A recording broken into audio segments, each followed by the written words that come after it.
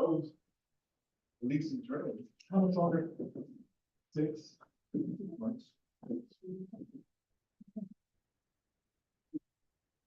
Yeah.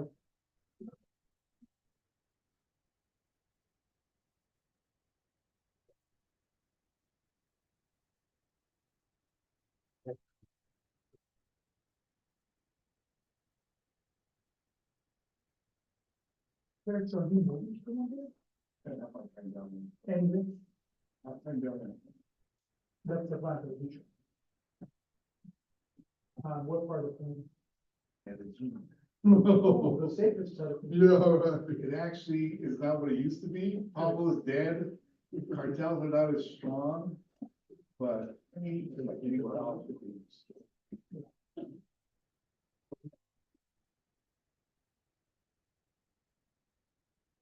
You ready? Do we have to do a little intro video or I don't know what to do here? Should we want to make sure everyone's going? I know, oh, I am, you want to do the audio, the housekeeping, right?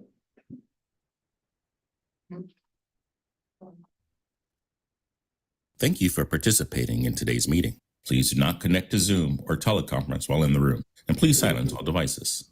Click on the globe at the bottom of your screen to select either English or Spanish. Public comment will be taken after each item. If you are in the auditorium and wish to comment, please use the iPads located in the lobby. For meetings in other locations, please complete a blue speaker card and provide it to a South Coast AQMD employee. Speakers may be limited to a total of 3 minutes or less for all agenda items, and times may be shortened to ensure all speakers can be heard. A countdown timer will be displayed on the screen for each public comment. More time will be allotted for Spanish translation that is not simultaneous. For questions or issues on public comment, please call the public advisor at 909-396-3247. That's 909-396-3247. Please adhere to the speaker time limit and treat others with courtesy, civility, and respect. Failure to do so can result in your mic being muted or you being removed from the meeting. Be aware that this meeting is being recorded. By participating, you are authorizing recording of audio and visual content presented during the live event and consent to subsequent use of the recording in the public domain by South Coast AQMD.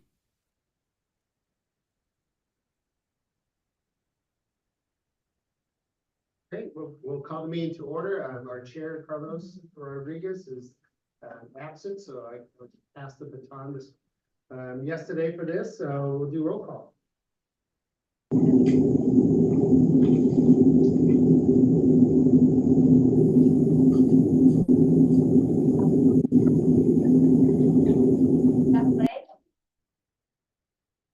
I couldn't hear the voice.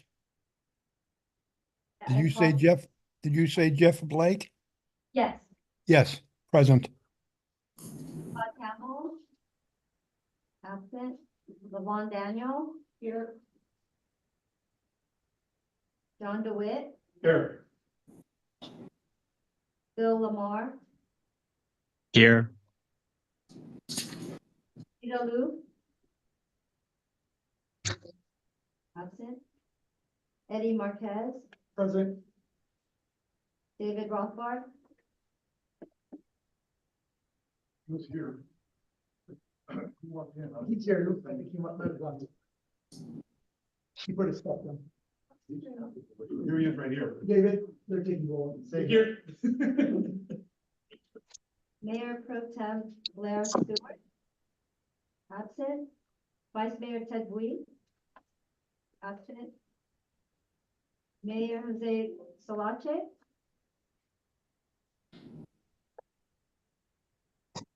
Absent. Mayor Patricia Lock Dawson. Here. Vice Mayor Here. And Chair Rodriguez. Absent. We have a quorum for agenda item 2. But not agenda item 3. Well, we'll take action item number 2 first, approval of February 9th minutes. We'll entertain a motion for minutes. Motion approved. Thank you. We got a motion, a second. Second. We got a motion, a second. Any public comment on that? Seeing none, anything online? Nope. We have to do roll call since we do, since we have both people, right? Roll call, I guess. Felipe Aguirre is absent. Rachel Mendy is absent. Paul Avila, Present. No. Yes. Oh, yes, yes, yes. Jeff Blake, Yes. Todd Campbell is absent. Levon Daniel. Aye. John DeWitt, Yes. Bill Lamar, Aye. Rita Lou is absent. Eddie Marquez, Here, No, yes or no? abstain since I was not here. David Rothbart, Yes. Mayor Stewart is absent. Vice Mayor Bui is absent. Mayor Solace is absent. Mayor Lock Dawson Aye. and Supervisor Hagman. Hackman, aye. Motion passes. So I'm gonna try to do number 3 a little bit different. Instead of a drafting a letter, is we can address a communication, correct me if I'm wrong, we could do a communication from this advisory committee verbatim of the letter, but it'd just be a communication versus a, We don't have a forum. or recommendation, but we still wanna get it, this thing's been sitting around forever. I don't know if you, I'm sick of looking at it myself, and I just wanna make sure we get it to the admin committee.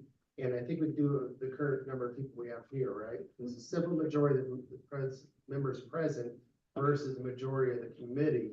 If it's a communication versus an advisory, am I correct? Yeah, so instead of making it a letter, a recommendation of the communication to the admin committee, the letter. Yeah, and it'll be the same verbiage. What do you think about that, guys? You good? Is that a motion, John? So moved? So moved. Yes, motion and second. Any public discussion, any other comments on this? If not, we'll do a roll call vote. So we're sending a communication to the admin committee, basically the same letter, but instead of a recommendations communication. And we'll attach to whoever votes for this, like they're all in favor or not, whatever, that will go with it. So it shows that this committee, that people are here, that's for this recommendation, vote communication. While we're talking about this, we're also gonna revisit the bylaws. I brought that up too, and that's a different process that I can't do in one day, because that's go back to the main board, but we have started those discussions. Detailed as far as that's why we'll awkward. Yeah. And that's to get this resolved, so we don't have this process. I totally agree with you. So I did bring that up. And council, am I supposed to stay off or can I vote? I would prefer this, the members, the public thing. And then I don't see any hands raised for public comment. Okay, so roll call vote. Felipe Aguirre is absent. Rachel Mendy is absent. Paul Avila, Present. Vote, yes. See, don't give them food next Yeah, time, okay? I gotta think Those stomachs engaged with the Healthy, mind. look, I'm chocolate healthy. Old food counts your vote. I took the customer just to let you know yesterday to, with your, light lunch, $50, right? And then Patty Melton. So, it was shot. You got a free lunch. Oh, no, I wish. There's never a free lunch. There you go. Paul Avila, Yes. Jeff Blake, Yes. Todd Campbell is absent. Levon Daniel. Aye. John DeWitt, Yes. Bill Lamar, Yes. Rita Lou is absent. Marquez. Aye. David Rothbart. Yes.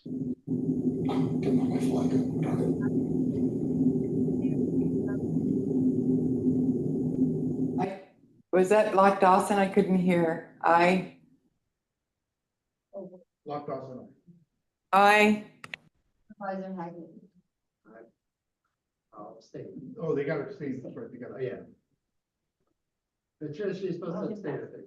Yeah. Okay, so now we'll go on discussion items 4 for 6. These are not action items, they're presentations. Turn over to Derek. Item 4, there are no follow-up items, so. Well, that makes it easy. Okay, we're fine. Okay, great. Good afternoon, everybody. Oh, still morning, so my mistake. So I'm going to give an overview of a presentation I gave at our board retreat this past May, talking about climate change and air quality, and specifically, some of the things that we're seeing and our role as a local agency in terms of working on climate issues. Next slide, please. Yeah, this one. No, yeah, great. So just a quick summary, like we don't want to listen to the whole presentation. This is the take-home nutshell, but there is a critical need to work on climate change. We are starting to see some pretty unprecedented impacts and effects, and we're really at the tipping point in terms of being able to globally reduce emissions and get back on track. As a local air agency, though, our focus is on criteria air pollutants, right? And like that's what our mandate is to regulate, as well as protection of public health. The good news story here is that the strategies we have to have in place to get us on track for meeting ozone standards and PM standards are a lot of the same strategies you would have in place to reduce greenhouse gases. There's a lot of co-benefits associated with that because we have to get such huge reductions of NOx. Next slide, please. Okay, so a quick outline of what I'm going to discuss. First, I'm going to give a quick background on greenhouse gases. I'll talk a little bit about trends and the sources of greenhouse gases, as well as what current status looks like and the impacts we're starting to see. Then I want to give us some overview of like international, national, and state regulatory frameworks on greenhouse gases and how that's all working. And then finally get into a bit, touch on the role of local air authorities and what we do. All right, next slide, please. Just, very quickly, high level, when I'm talking about climate change, what I'm talking about is long-term shifts in global temperature and weather patterns. I'm not talking about last summer was really hot or there was one isolated incident. It's really looking at these trends over hundreds of years. So we can see these in geological time. So signs of climate change when we look at, it's things like higher temperatures. That's what everybody typically refers to. But it's also things like changing rainfall patterns. It's changing sea level rise, warming ocean temperatures, which can have really huge impacts on weather, and then more infrequent and intense extreme weather events. Climate change can be both man-made and naturally occurring. But over the past approximately 200 years since the Industrial Revolution, we're seeing these impacts really result as a result of man-made events. Next slide, please. Okay. What caused the current climate change patterns?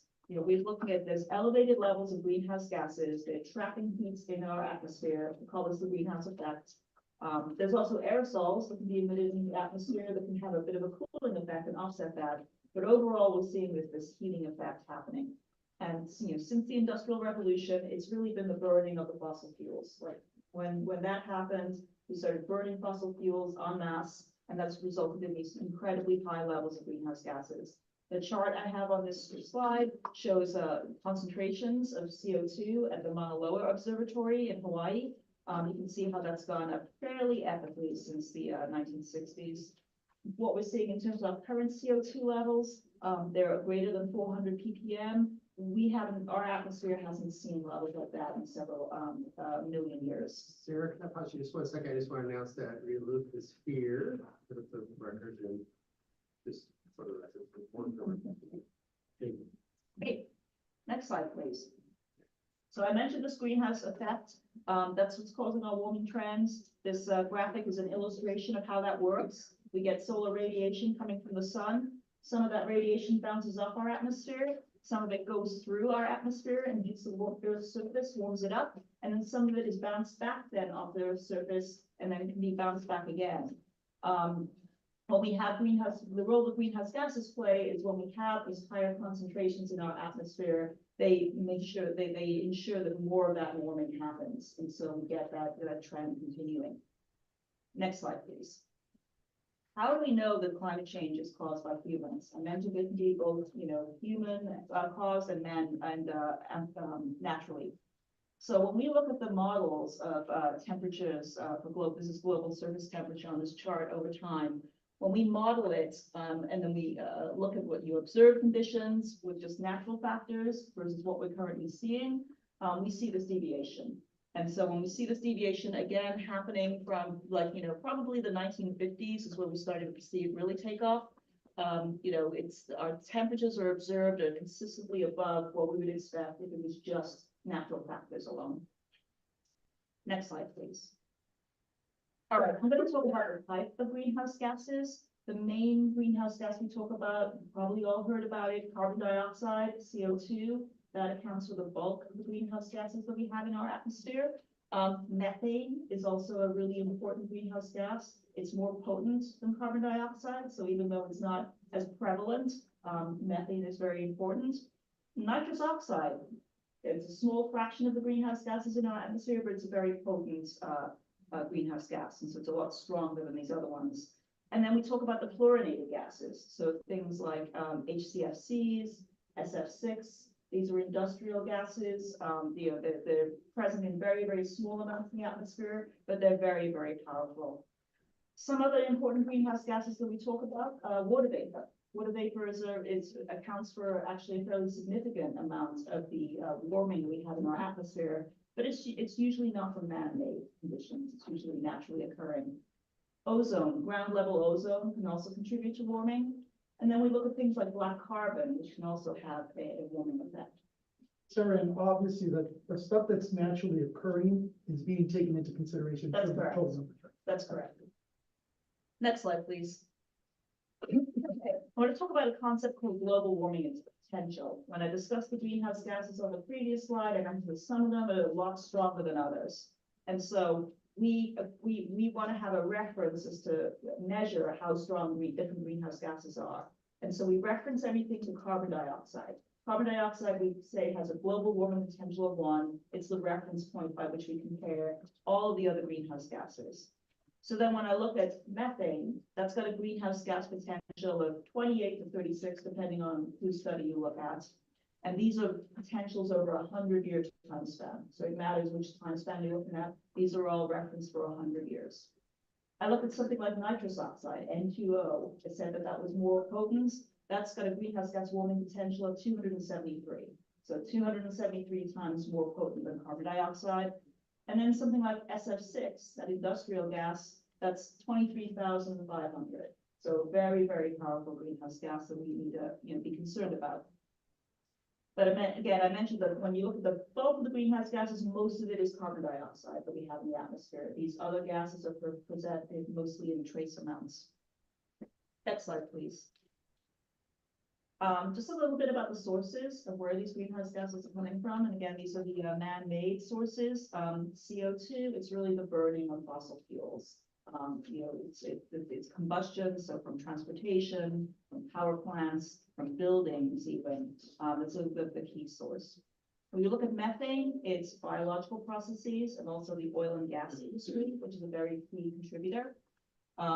Then for nitrous oxide, it's biological processes as well as some combustion processes will also contribute. And then we look at things like SF6, it's an industrial gas that's commonly found in electrical switchgear. It's also being found in some fire suppression systems. In those processes, some SF6 can leak out, and that's why we get it in our atmosphere. Next slide, please. Let's talk a little bit about greenhouse gas trends and some of the targets. And this is specific to California. And so the chart here shows greenhouse gas emissions over, from 2000 to 2020. And then we also see, different levels that I've listed out here. So in California, we have our 2022 scoping plan, which is the regulatory framework looking at what we're doing on greenhouse gases.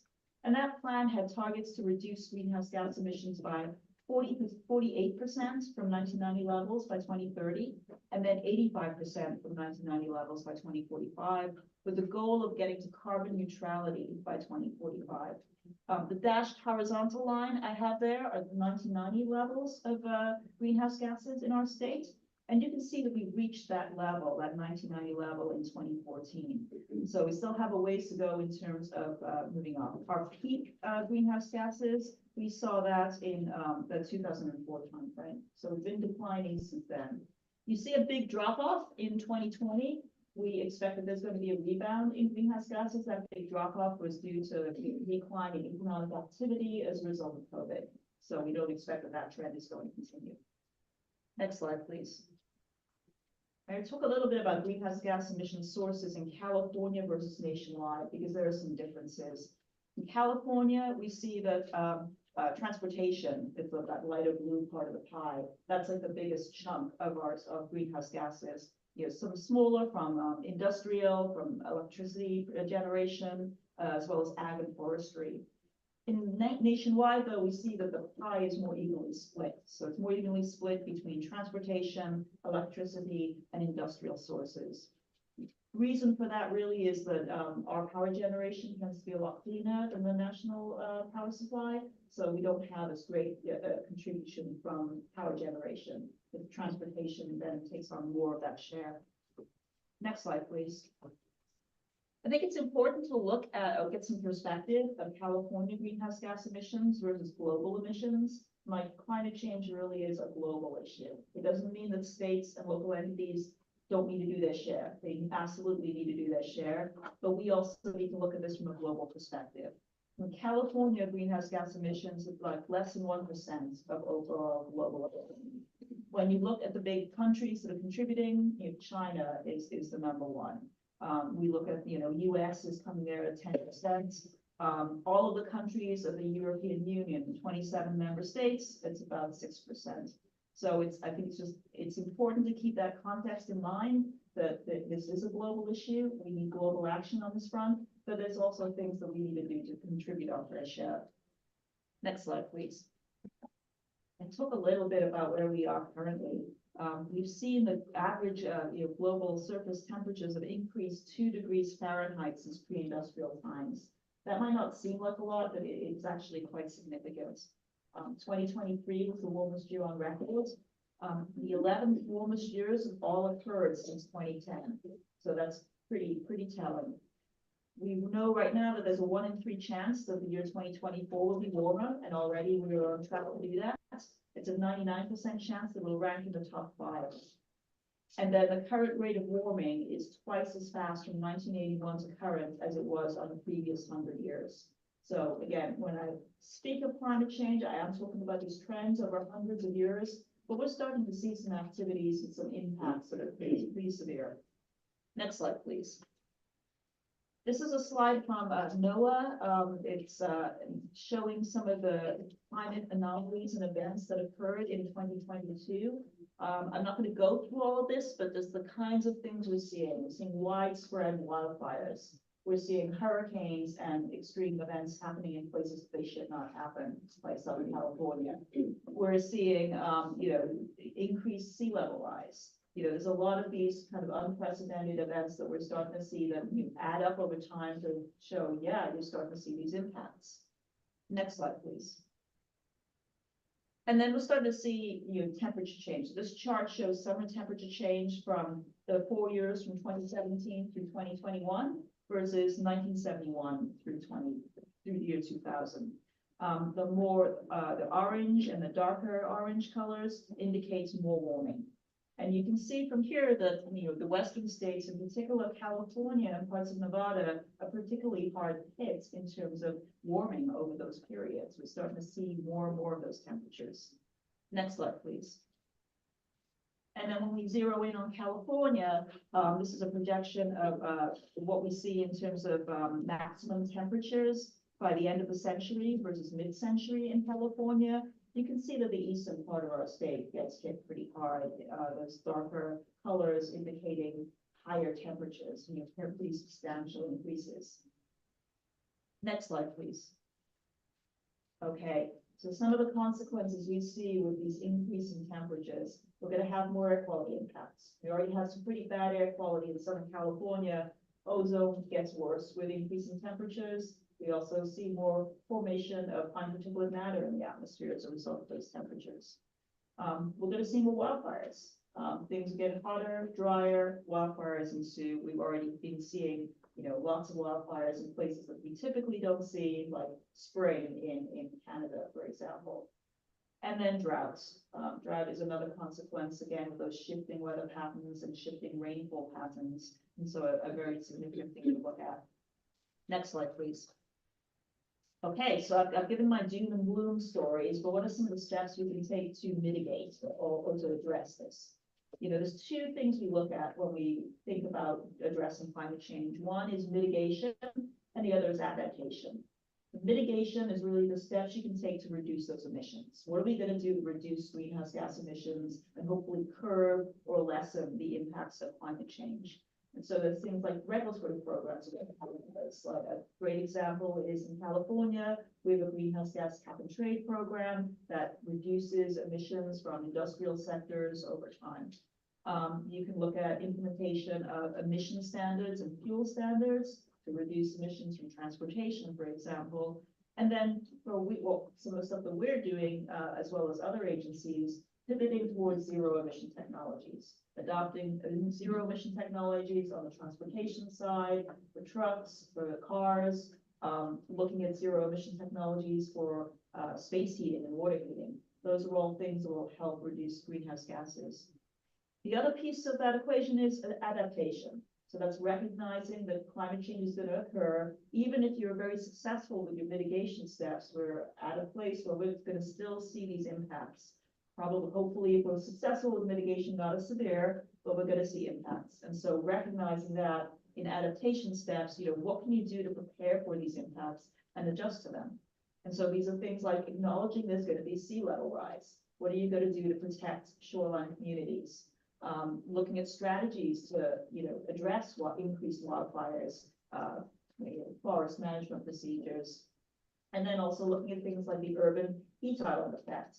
I think everybody's been on a hot sunny day in a concrete jungle, and you really feel the increased heat from that. And then perhaps if you walk into a cooler vegetated area, it feels very, very different.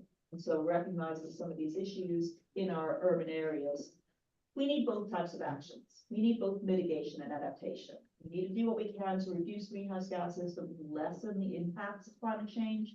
But at the same time, we need to recognize there's some impacts that are going to happen anyway. And so we need to take steps to protect ourselves. Next slide, please.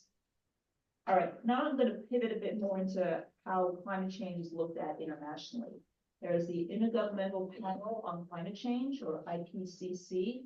This is a UN body. It's responsible for assessing the state of science regarding climate change. And this informs the development of strategies under in the UN. So strategies and international treaties that are put together to address climate. The IPCC reports, those are the scientific reports of the basis that will inform all of that. Next slide, please. Just some observations from IPCC from their latest report, again, confirming that human activities from the emissions of greenhouse gases have unequivocally caused global warming. And so we've seen these increases in temperatures over time.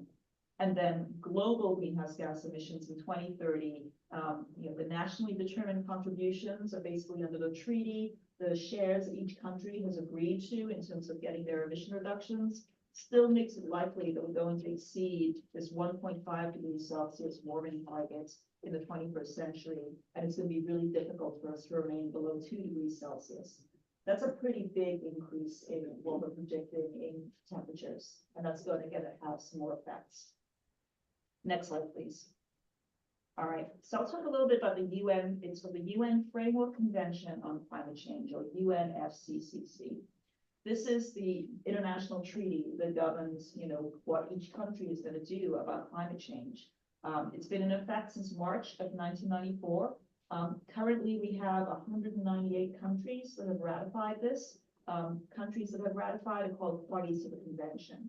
So when we talk about the Conference of Parties, you might have heard of the COP meetings that happen every year. These are big international meetings to talk about climate. These are the meetings of the Conference of the Parties who have signed on to this treaty. And that's a decision-making body of this treaty. Our participation in the US is led by Department of State. It's really led by at national levels. There are some rooms for states and local entities to participate, but it's pretty the decision-making is all happening at the national level.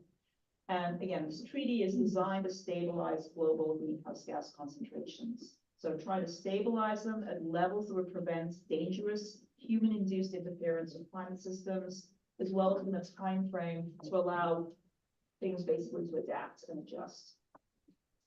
Okay, next slide, please. the approach under this treaty is, it does recognize that developed countries have had a good ride. And like, we have enjoyed the benefits of being able to go through the industrial revolution, burn all those fossil fuels, generate economic wealth as a result of that. And as a result, has largely caused a lot of the warming. So developed countries have a charge to lead the way. We're the ones that have the economic resources to move on this and to really figure out what steps need to happen to reduce those emissions. The developed countries then direct funds to developing countries. These are the folks that haven't been able to reap as many of the benefits of the Industrial Revolution and not in a similar economic situation. The parties report on their greenhouse gas emissions and then the steps that they take to reduce those emissions. So it's kind of a feedback loop where each country agrees to what they're going to do. They report back on that over time. You might have heard of the Paris Agreement that happened in 2015. That was where the agreement was struck to hold global warming to within 2 degrees Celsius for pre-industrial levels, and then to try to limit it below 1.5. That was sort of the consensus as to where we can have kind of manageable levels of climate change, but it does look like we're kind of blowing right through those targets right now. Next slide, please. All right, so at a national level, what are we doing? There's already several national level rules on the books that are looking at reducing greenhouse gas emissions. So there are emission standards for new light and heavy duty vehicles. There's greenhouse gas standards for aircraft that are in place, largely mirroring what's happening internationally. We have a renewable fuel standard. There's rules are in place to reduce greenhouse gases from power plants, from oil and gas operations, as well as from landfills. And then there's a greenhouse gas emission reporting requirements. Those have been around for quite a while. It's really important that we measure greenhouse gases so that we can understand what baseline we have to work with and how much we need to reduce. There's funding programs in place. You've probably all heard about the funding that's been available from the Climate Pollution Reduction Grant Program, or CPRG, all of the work that came out of the Biden administration over the last year on those opportunities, as well as plans that are in place. And so we know at the federal government level, Department of Transportation is working with Department of Energy and EPA to come up with their blueprint for decarbonization or transportation decarbonization, as well as a zero emissions freight corridor strategy. So there's a lot of activities happening in this space. Next slide, please. From a scientific perspective, there's the U.S. Global Change Research Program. That's basically the U.S. version of the IPCC that happens at an international level. This is the U.S. scientific body looking at climate research. It's mandated by Congress. There are 14 member agencies that coordinate that research. They come out with a national climate assessment report. That's most recent one came out in 2023. They're actually right now starting the call to work on the 6th climate assessment. So this is something that takes them a few years to do, but they do this over time. Next slide, please. Okay, so I'll talk a little bit about California's emission reduction targets and what we're trying to do here.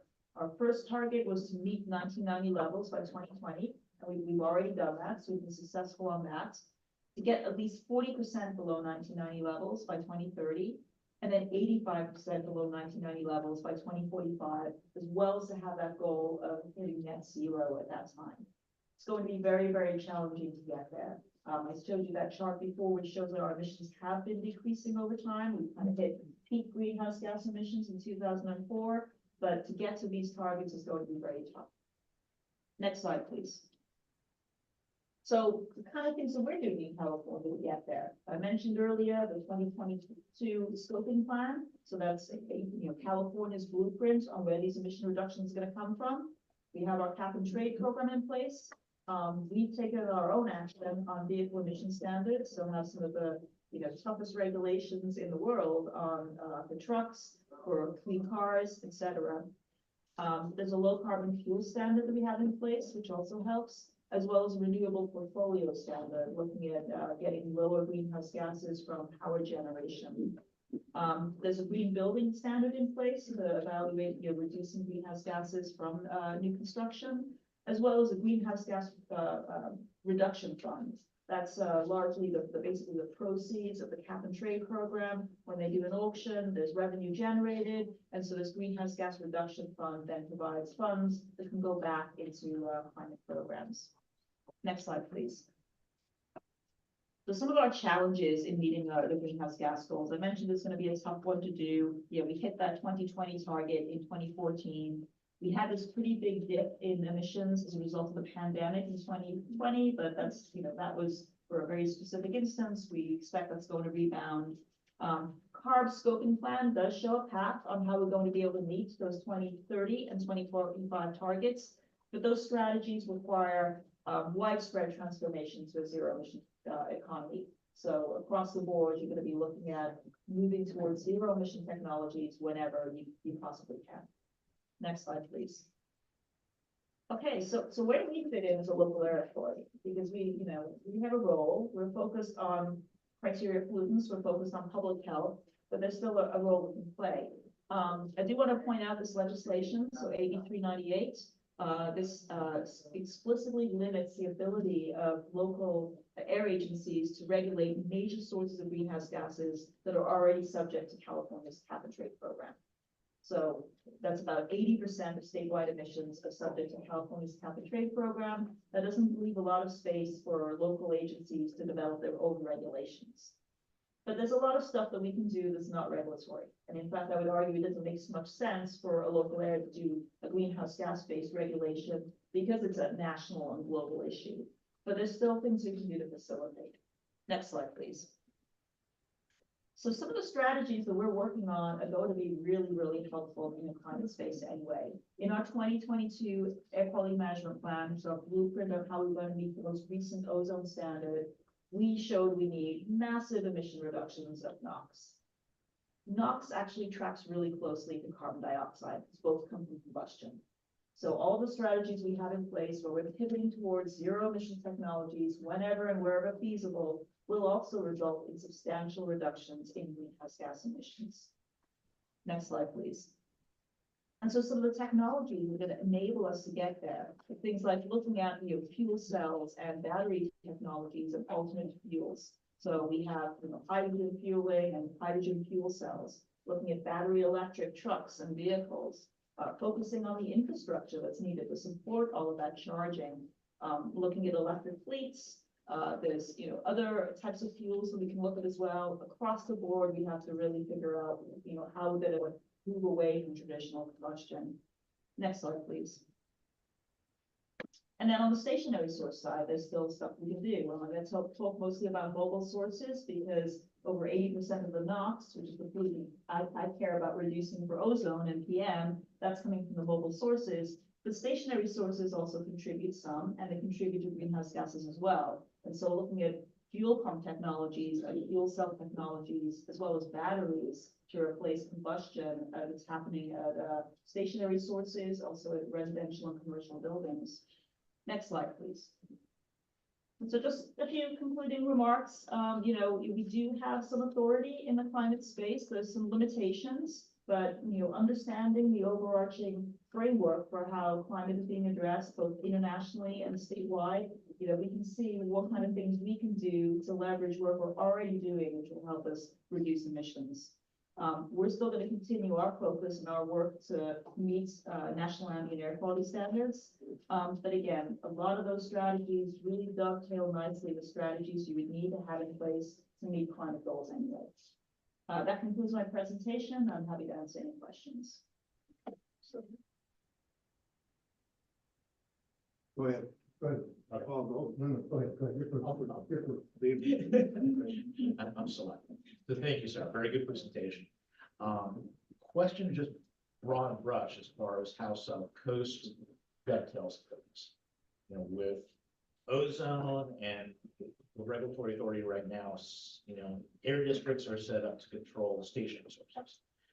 Mobile sources, federal sources are totally separate, and there seems to be a disconnect. A lot of people as far as what needs to be controlled by who, when. How is South Coast going to participate in something that's a national, international issue for greenhouse gases to move things forward without confusing people? That's kind of concern I have is when we start saying we're going to start dealing with greenhouse gases, is everyone going to understand that we're a tiny sliver of the pie and we're not really going to make too much of a dent in things when it's a global issue? And just more understanding, have everyone understand, the board understand what we can and cannot do. Well, I'll speak for myself and I'll let Susan kick me in the shins when it's appropriately, but I still see what we're doing as being focused on meeting those ozone and PM standards, right? It's just that the magnitude of emission reductions we need for the substance we need to control, which is NOx, it lines up with what's needed on climate as well. And we know that, effectively reduce those NOx emissions wherever it's coming from is moving away from combustion in one shape, way or form. And we know that that'll reduce greenhouse gases as well. So I will continue to frame this as work we're doing for criteria pollutants, but we get a greenhouse gas co-benefit. And so we're getting it at the same time. Is that something where the greenhouse gas benefits would somehow play into future rules? Right now, we're really ratcheting down stationary sources such that it's not going to do anything to get to attainment in the bigger picture until EPA does something different than they're doing right now. So with that, that's kind of my dilemma here as far as there's co-benefits, but are we going to change the way we regulate here with this dynamic? Because we're already really putting a burden on stationary sources on the combustion side of things when they're really not the source of the problem and not attainment. Yeah, again, we need to take all feasible measures. So even though you could theoretically zero out stationary sources and not attain, it doesn't mean that we can give stationary sources a pass because we have the obligation to take all feasible measures, and that's what we continue to do. Thank you. Thank you. I believe in chivalry, so I'm gonna go to, Liz first. I didn't see her, or I wouldn't call it a deal. It's all right. I'm sure Paul does too, right? Good. Thank you. I had a couple of questions. On slide 8, I see water vapor is considered a greenhouse gas. Can you elaborate a little bit more on that? I really was not aware about water vapor being on the radar. Yeah, water vapor is actually a really important greenhouse gas. It's naturally occurring, so it's different than, it's already kind of baked into the baseline. And so when we see these man-made impacts, it's sort of different. But think about when you're in you go into a steamy bathroom, for example, and you feel it's warmer. And like water vapor can really hold on to heat and make things feel warmer. There's a very important role then with weather cycles that we have. And so, we think that overall, like maybe 40 to 60% of, kind of baseline climate impacts is man-made greenhouse gases. On top of that, they're really sort of escalated and taken off over the last 100 years. And that's really causing the key impacts we're seeing today. Okay. My other question is on the mitigation on slide 16 that you mentioned. And it's similar to what David was asking as far as now we have rule 317.1 where stationary sources are going to have to absorb yet another fee and regulatory burden. And one of the things that I've been mentioning is that there are stationary sources that are going towards pollution prevention. Like they're replacing coating processes, for example, that require an afterburner. The afterburner, the control device itself, is a source of combustion contaminant. So it's generating greenhouse gases. But when the stationary sources make the investment and they convert and they pick out the afterburner, that's a mitigation, but they're not getting any benefit, any regulatory relief for that. So has the district given any thought about how to handle that? And that might be a minute piece of the puzzle, but it is a mitigation that they're investing in reducing greenhouse gases, basically. You want to answer that, or shall I? Go ahead. So, I think again, our mandate is really to focus on meeting the criteria pollutant standards. If there are technologies out there that we can look at and then evaluate as being able to help us get the NOx emissions that we need, and that also help on greenhouse gas side, I think we're interested in making sure we can promote that. But let me add a little bit to that. So for a facility that has a coating operation, it's an additional compliance option for them. So they can meet the direct limits of a rule for the coatings, or it's like if they're using a non-compliant coating, they can meet the requirements by putting it in an afterburner to control the VOC emissions. So yes, the afterburner has NOx emissions, but the greater reductions that you're getting from the VOC emissions we look at it in terms of, what that incremental trade-off is. So, even the afterburner, when it's permitted, has to come in at, with best available control technology. It's not like you can just put in a control device that's like, just spewing out NOx. So I hear what you're saying. Sometimes like to control one pollutant, it's like you're using a control device that does have, some, air quality impacts, but it's like they're very small compared to the amount of VOC emissions that you're controlling. Thank you. Okay, thank you. Next would be Mr. Paul. Question, Sarah, and I want to follow David's lead here with your broad brush. I'd like to believe I've attended most of these meetings for quite some time, and you're the first one that's brought up the cap and trade. My first question to you is, how good are you at cap and trade, just in general, I mean, as far as knowledge-wise? Secondly, I'd like to invite you to give a presentation to the group on cap and trades, because I know it's been quite a while since somebody's done that, as far as all the ABCs, for lack of better terms, of profit loss, money flows, all that. I'd like to have you do that, and I don't want to, if that's okay, because we haven't done that for a long time. Yeah, so we've already have our approved presentations for the year. Okay. So we're gonna have to do that next year, so I encourage you, I believe it's gonna be in December. When's our last quarterly meeting, in November? November?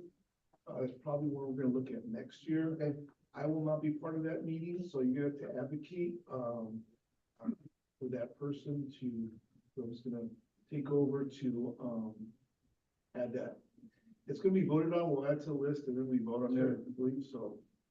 Fair enough. We can't do this. Okay, no, fair enough.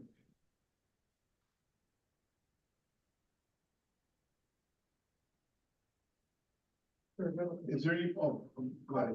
Sir, can we get this electronically? Sure, yeah. It should be in the It should packet. be all in the packet, Oh, right? you know what, you're right, I'm sorry. I was looking at the hard copy, I wasn't looking at my agenda.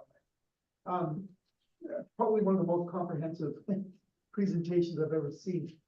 My only question is sort of a little echoing of what Peter was saying. We're the local government and business group, so this is all great, and we're making great strides in California, right?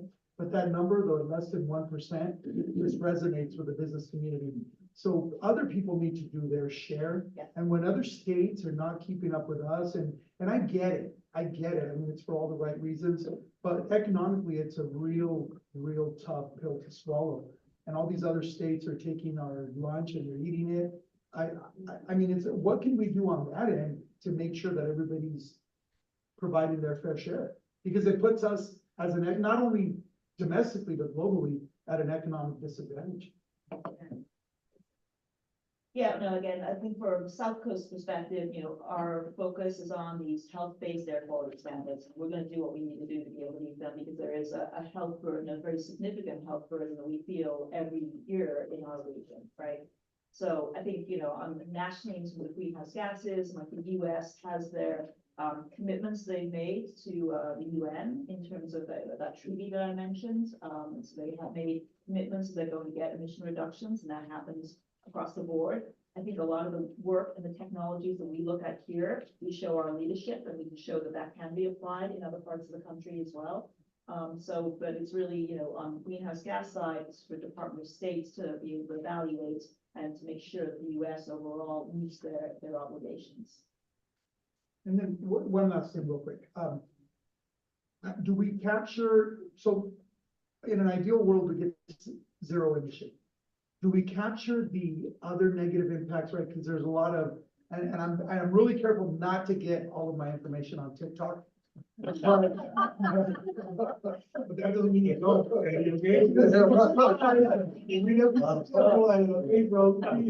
Because some of it's pretty good information. I just cross-checked it. I checked with my 13-year-old grandkid and I said, hey, is this legit? But let's take lithium, for example, right? Lithium batteries. So yes, the offset is great, it's zero emission vehicles, but everything that goes into, and the bad history and the negative history of lithium batteries. So does that take into consideration that? So if we get to here, how many forests do we burn just to get there? Do we take that into consideration?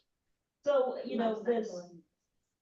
Right, so that there are, you know, in climate policy, there's different levels, right? So one is to look just at emission reductions and so and not consider it. The other is looking at a more life cycle analysis where you do evaluate all the other emissions associated with it. Like in climate policy world, there's things called scope 1, scope 2, and scope 3 emissions.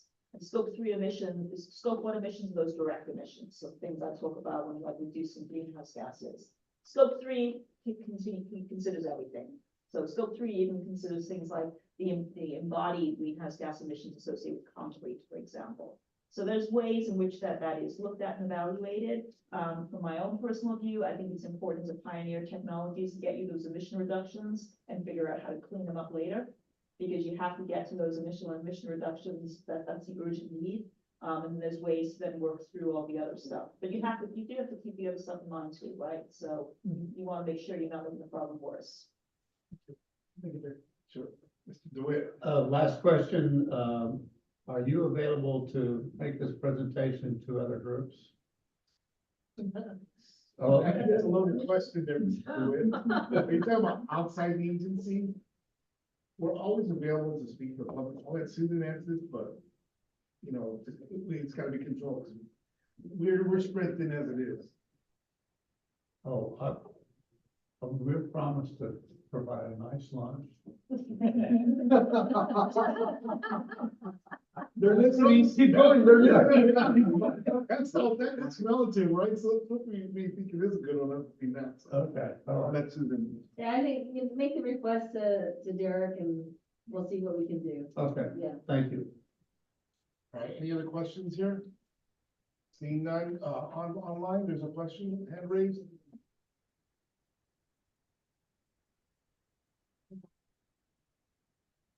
Who's that? It might be Mr. Etter. Harvey, is that you? Is that unmute?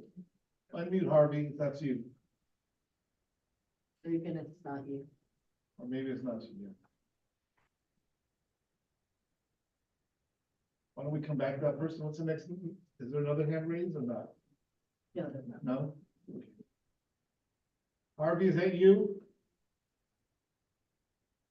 Can't hear you if it is. Want to unmute yourself? He's already allowed to talk, just Mr. Unmute. Not sure if his audio is actually connected to. Okay, we've tried a few times, that's enough, so, we'll go to the next presentation. The next presentation is by, Walter Shin from the Technology Advancement Office. He'll be discussing, giving an update on our mobile source incentive programs. Walter, it's all yours. All right, great, thanks, Derek. Good afternoon, everyone. My name is Walter. I'm one of the managers here in the Technology Advancement Office. And as Derek indicated, I'll be providing a quick update on the incentive programs that's been offered by our division. Next slide, please. So this slide, I wanted to emphasize and capture the role of mobile source incentives. Sarah had provided a tidbit of what it is that incentives can offer in her presentation, but the overarching goal of these mobile source incentives is that it's designed to essentially accelerate the adoption of and deployment of newer clean technologies that are commercially available, as well as the infrastructure to enable the deployment of near zero and zero emission heavy duty vehicles and equipment. So as such, these incentives essentially provide the offset to counter these higher costs of these new cleaner technologies with higher incentives provided for the cleanest technology available, such as zero emission. So please note that our incentive programs are scrap and replace programs. So they require the retirement or the destruction of the older vehicle, engine, or piece of equipment in order to maximize the emission reduction. So in short, the projects, we have to achieve this surplus, the concept of surplus emission reductions, and to go beyond the existing regulations. Next slide, please. So this slide highlights some of the main incentive programs that's being implemented in our Technology Advancement Office. So from the left to the right, just real briefly, wanted to cover that our hardware program, we are currently just past our 25th year of implementation of this program. It's a heavy duty program focusing on the project categories, including heavy duty trucks, off-road agriculture equipment, construction equipment, cargo handling equipment, locomotives, and marine projects, to name some of the major project categories. This hardware program is funded by tire fees, small abatement fees, as well as local funds.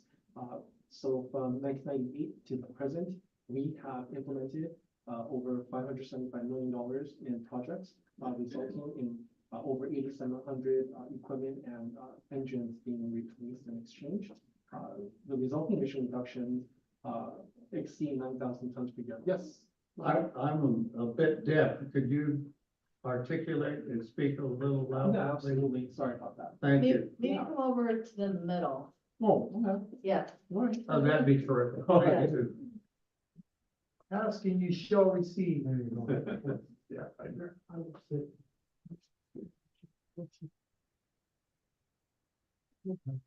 So continuing from the left to the right, so with proposition 1B goods movement, the focus for that incentive program is to focus on turnover of heavy duty projects along the same corridor with an emphasis on goods movement projects. So therefore it includes projects involving cargo handling, heavy duty trucks, shore power, as well as TRUs, transport refrigeration units. The next program that we implement is the lower emission school bus program. We've been implementing that program for over 20 years. This program serves to replace older diesel school bus programs and replacing them with near zero or zero emission school bus technologies. Those projects are funded by local funds primarily. I wanted to highlight the last program here, which is the Replace Your Ride program. This is the only non-heavy duty incentive program that will replace and provide up to $9,500 to replace your light duty vehicle with cleaner alternatives. But please note that after July, this incentive amount will be increased to $12,000. Again, as a reminder, these are all scrap and replace programs, and we do that to ensure that the emission reductions are permanent. Next slide, please. So without going into the details, these are just some of the other incentive programs on top of what I was speaking on. We have the voucher incentive program, which focuses on heavy duty trucks and offering incentives for operators of small fleets of companies with 10 or less trucks. Incentives for that will be provided up to $410,000 per truck for zero emission exchanges. We have the Volkswagen program, which I'll cover more in detail in a later slide. We also have the community air protection program, which I will cover in a later slide as well. I wanted to also talk about the lawn and garden program, which I'll focus on is currently one of our programs. Paul, did you want to? Yes, it's a simple one too. Scrap and change. Now, scrap would mean there'd be X amount of dollars provided by the program to sort of eliminate the vehicle. It's done, squash it, get rid of it. Is there ever a chance where, let's say it's salvageable and it can be retrofitted and gutted? Does that ever happen? So this has been a question that's been posed with us several times in the past. So our commitment to implementing these various programs requires scrapping, right, of the old equipment. Again, to follow the specific guidelines to ensure that certain things are handled, engine holes in the engine blocks, without the frames are cut. But in terms of what happens after that equipment is dismantled, after we get our documentation, that piece of equipment will be with a dismantling guard, and the salvageability of that will be on that end. Our commitment will be is over after. And you have your own contractor to do that. It's not done here, obviously, but, and then you get the report, okay, the big truck, got gutted and squashed and here it goes. Okay, Correct. thank you. Absolutely. I wasn't sure about that. Yeah, no problem. No problem. Next slide, please. So these are some images on some of the project categories and equipment that we do fund. Some of them are taken directly from our inspection. The bottom left is what we call a switcher for a locomotive. It's a zero emission switcher that's currently being deployed and operated by Metrolink. Wanted to focus your attention on the bottom right The bottom right is actually part of the infrastructure project currently being implemented at Universal Studios.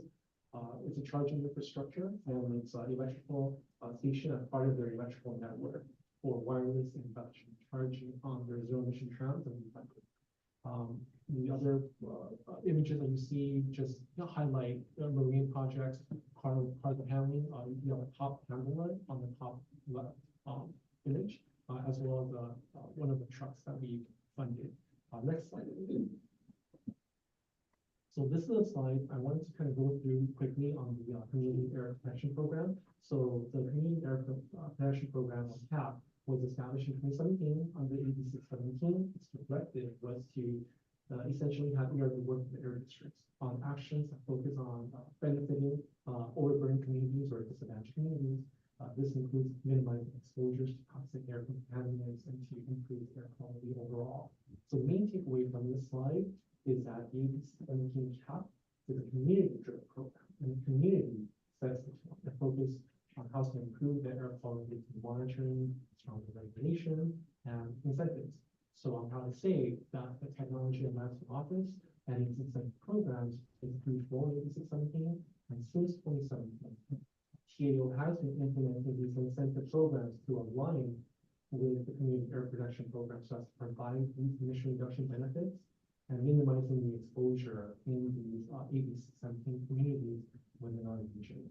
This year, just as a footnote on that, this year, the legislature is proposing to cut, well, the legislature and the governor is proposing to cut 617 monies, which is really going to be on the incentive side, not implementation side. So there's not going to be as much money available. Pre-existing legislation or because of the budget short? Budget short. They're cutting everything. But you won't get rid of that train to nowhere.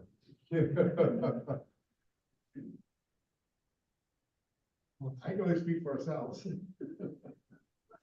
So as Sarah had indicated earlier, she mentioned the greenhouse gas reduction fund. So this this CAP program is 17 funded more or less by the greenhouse gas reduction fund, which essentially is from this CAP program. Also, what I forgot to mention is interesting, and so I'm going to tell you this, share this with you. Eduardo Garcia, something member from Coachella Valley, he will talk to us yesterday, and what he said is it's not over yet because there's going to be a bunch of trailer bills. He's going to fight to recover that 50 million that we're losing, which would be really good because that's all incentive money. Right. So, and it's not just our district, it's all the air districts who have 617 programs. Great. Next slide, please. So this is our low emission school bus program. So since 2001, Southwest AQMD has been implementing this particular program, focusing on replacing older diesel school buses with cleaner technologies. The eligibility is that public school districts, including Joint Powers Authority, and charter schools and private transportation providers can apply. We are striving under this program to provide the cleanest bus technologies available. School districts, they must pay at least 15,000 as their local match. And these projects can be combined with other funds such as HPID. And we are looking to open the next solicitation at the end of this year. But when we open it, we will most likely focus solely on zero emission replacement. Yes, You answered half of my question. Give me a ballpark, not without dollars and cents, just a ballpark. What does it cost? Let's say one of those older buses and the school districts can't get rid of them because they've been around for 100 years and you've got it. Okay, and with all the different funding sources of money, how much does it cost? Ballpark. For a brand new bus? Oh, no, to gut an old. To gut an old one, Yeah. I can't say. I actually, we don't keep that kind of data or information with us in terms of how much it costs to destroy or dismantle a school bus. We only get the report to verify. Okay, so that, but a new bus is fine, I can't get that. Aren't there some of those old buses that are worth keeping around, or you just pitch them all, so to speak? Well, part of the way we implement, we have to ensure that the emission reductions are permanent, and we have to ensure that they are gutted. Yeah. Okay, got it. Yeah. Absolutely. Walter? Yes. Before we move away from the, community air protection program slide, I have a question on that one. Is that program strictly for mobile sources, or does it also apply to incentives for stationary sources? There are incentives for stationary sources under 8617 clean air protection. Our focus in our division is solely for mobile source. However, there are other kinds of stationary. We do use cap funds for air filtration. Full hexagon home operation and controls for those types of businesses. So yes, we do dip into those portions. Okay, thank you for.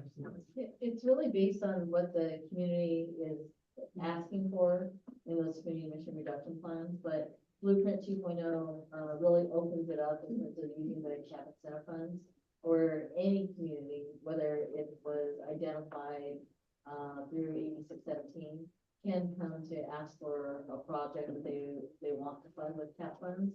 But if it's not something that there's already what's called a project plan, then there would need to be the development of the project plan, which is not an easy task.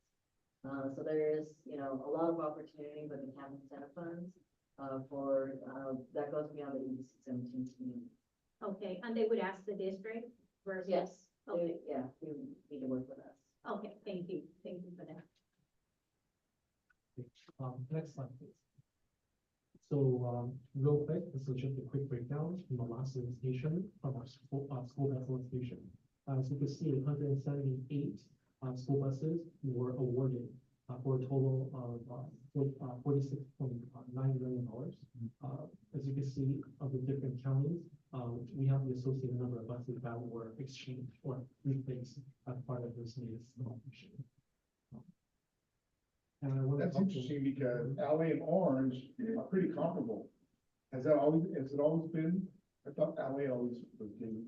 Yes, absolutely. We had this question before as well. We typically try to align our funding and provide a sense of equity, equality amongst different counties, and we try to align that with the county population. However, in this last solicitation, all the LA County school buses were funded, and there were additional funding left over, which was used to fund other eligible projects. I wanted to also highlight the 178 school buses, 89 were zero emission. And next slide, please. So the next couple of slides, we're going to go over quickly the Volkswagen mitigation program. This slide primarily just highlights that. Again, the Volkswagen program, just quick background on, was because of the leadership directives that was being used by the Volkswagen company as part of the settlement. California was able to reach $423 million in funds to deploy to better the emission reductions throughout the state. But this slide particularly, it shows the different funding allocations being implemented in the different air districts. And so far in California, South Coast, San Joaquin, and Bay Area are implementing five different funding categories. I find this slide very informative. I'm looking at it as what gives you the most bang for your buck. Because here you're seeing battery electric fuel cell, except for South Coast, you're still allowing, low NOx engines. So my question really is, going battery electric fuel cell, the money you have to spend for those kind of vehicles versus the money spending on something at the low NOx, what gets you the greater number of emission reductions per dollar? I don't have the exact data in front of me. However, based on my experience, it would definitely more bang for your buck because of the way the incentives are structured. We provide more incentive funding for the clean sector. So based on I understand that's where the money's going. That's what I'm alluding to is the money's going towards zero emission. But if you had to clean the air, what would give you the cleanest, fastest with the money available? It's a loaded question. You're asking them to measure. They don't like to measure. I'm trying to suggest that we try to get more reductions off something that's cheaper and more readily available. But those monies were identified for specific programs, right? It wasn't like fund whatever you want, right? They were specifically to be spent on. And that's politically, that's sort of what I'm alluding to is, what's the objective? Is the objective to have zero emission? And, hey, we get the emission reduction we get versus we want to clean the air. Two different things. I mean, they're both. You have to, we want to clean the air, but we also have to adhere to whatever the settlement was. You can't go outside the settlement. What's the settlement, gentlemen? Because this is showing. Volkswagen was Volkswagen. It's both. Yes, it's both. I mean, there would be here, right, because while you see on the screen, it says zero emission, we do fund combustion free and marine projects. Right, so it's concentrated on zero emission, but there are other project categories. It's just going back to what can we do to get in compliance, you know, especially with the penalties on Title V facilities. It's not necessarily about getting to clean air, it's politically what everyone wants to do, and there's ramifications to that approach. Right. Just stating something that just bothers me. I don't know if there's a way to deal with it, it's just something I wish more people be aware of. Thanks, Stephen. Next slide. So this is, again, Volkswagen slide, similar to the previous slide in terms of the pool of funds available, but this is just highlighting the types of solicitation. For example, we have some solicitations are first come, first served, some that are competitively ranked, and the last row on the bottom is showing that while some of the project categories are open, zero emission free and marine project, light duty infrastructure, and light duty infrastructure hydrogen, those solicitations are closed, and Volkswagen is no longer funding those projects. Next slide, please. So a couple more slides before we conclude. I just wanted to highlight the commercial lawn and garden program. This is one of the programs that we've been implementing in 2017. It's been very popular. It's been very, it's a high demand program throughout our region. This is an incentive program which targets the replacement of older gasoline or even diesel powered commercial lawn and garden equipment.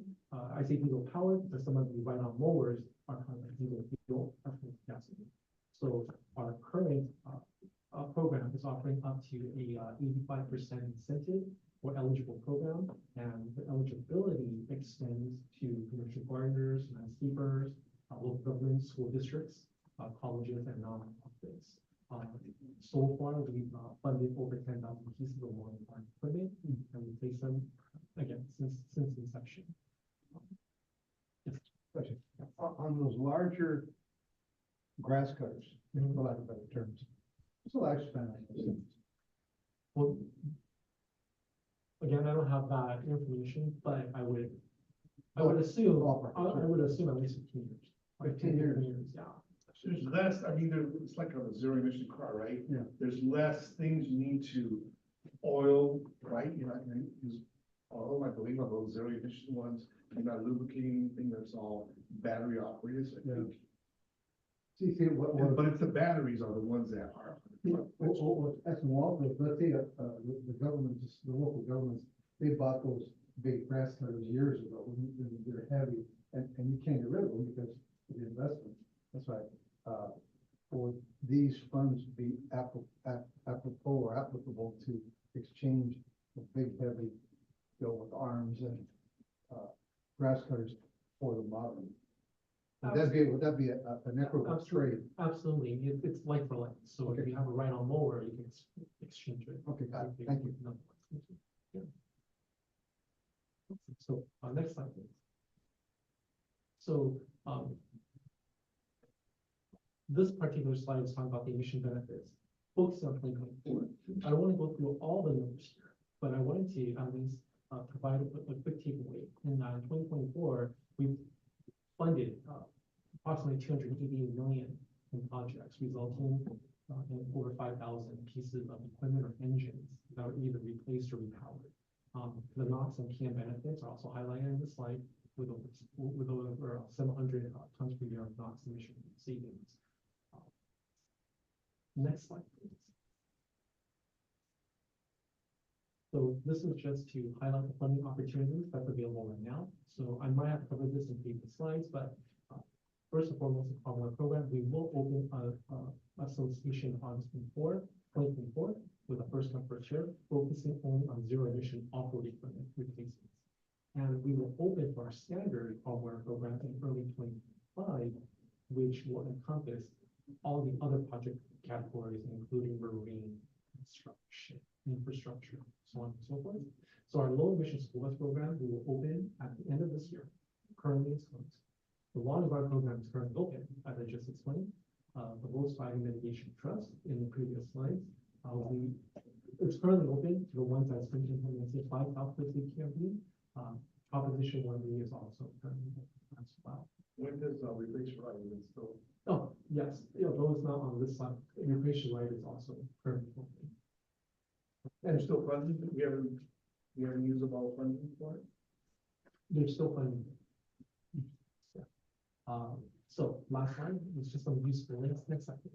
Useful links and emails. This is available on electronically as well as for you. And with that, I will conclude this presentation and open up the questions. Yes, thank you, Walter. Very informative presentation. I'm looking at slide 12 for the 617 cap incentives for the NOx reduction. So you have 165 engines, and then it's $112 million investment there. So really, if I just look at doing rough math, it's almost $1 million per ton.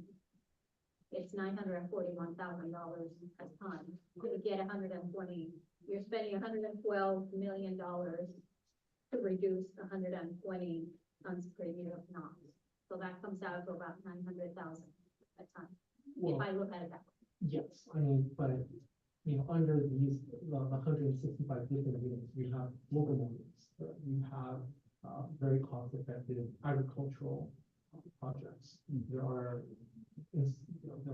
infrastructure projects as well. So yes, I can see your perspective, but if you have a breakdown of the different kinds of project categories, you'll see that the cost effectiveness isn't at $1 million per ton of NOx.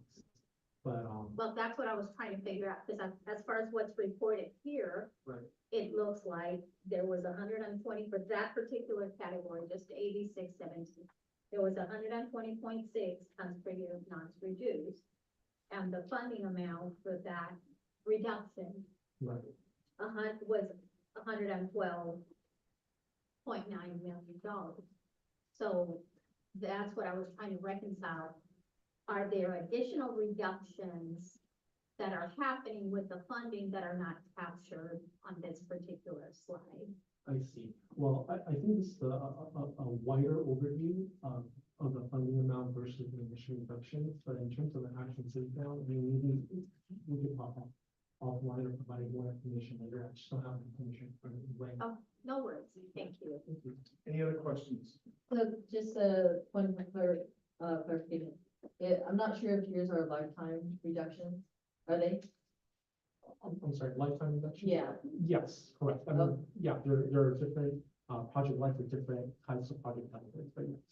So, well, first of all, it's like the cost effectiveness when we talk about mobile sources is much higher than it is for stationary sources. But the other thing is, I think what Walter's also trying to explain is that some of those reductions, I mean, some of those projects, there are no reductions associated with it. So air filtration projects are projects that are reduce exposure, but they don't reduce emissions at the source.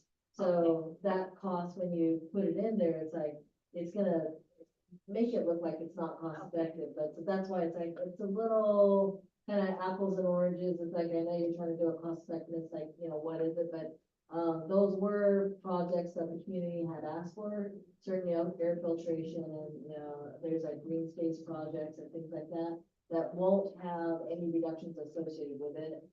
So they're on the cost side, but there's no reductions to offset. No, thanks for that clarification, because that was my question. If there's something else in the mix that doesn't, you know, reflect here, because if you're just looking at what's here, right, just doing quick math, that's what it comes out to. But yeah, I think to see the point, for infrastructure, for example, there's no emission reduction associated with that. and particularly for tax incentives, some of the projects were being funded for infrastructure, and those are costly projects, right? Thank you. Thank you. But they need it. You know, they need to get to the next. Sure. Any other questions? You see none here, anybody online? No one online? There's no public comment. Let's go to the next item, which is other business. So Rita Luce. Yes, thank you. I apologize for being delayed. I was at GB. I didn't even bother looking at the agenda, so, or at the location, not the agenda, the location. The location of the meeting. But I just wanted to express my support for item number 2 and number 3, the minutes, and also forwarding, the letter. So I don't know if that can be captured. Both are Somehow. taken, so we'll just acknowledge it right there. And please acknowledge my support for those items in the minutes.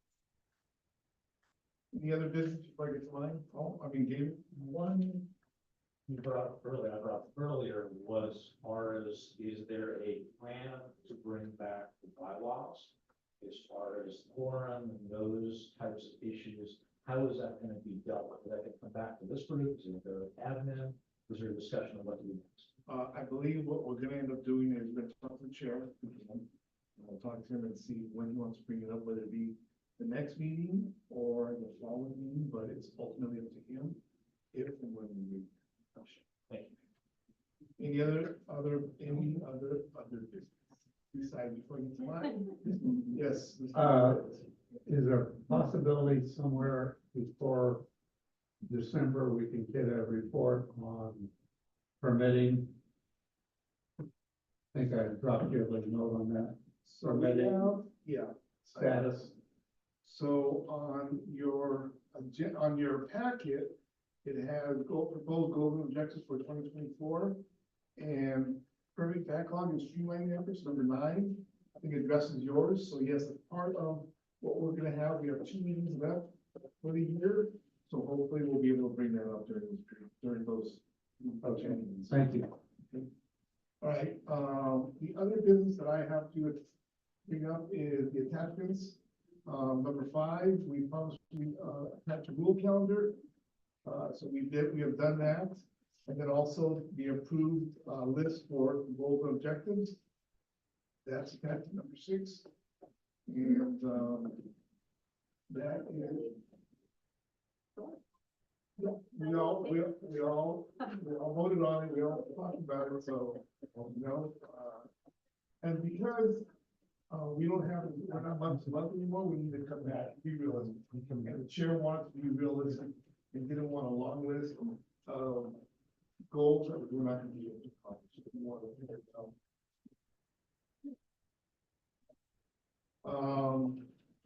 item number 8, comment period. Anybody online? No one here, I see, from the public. No one online either, correct? Okay, with that, we'll adjourn the meeting at 12:53. Next meeting is gonna take place August 9th, Friday, August 9th, and hopefully it'll be CC8. So, not CC8, At the location, not just the, I know they've been doing it.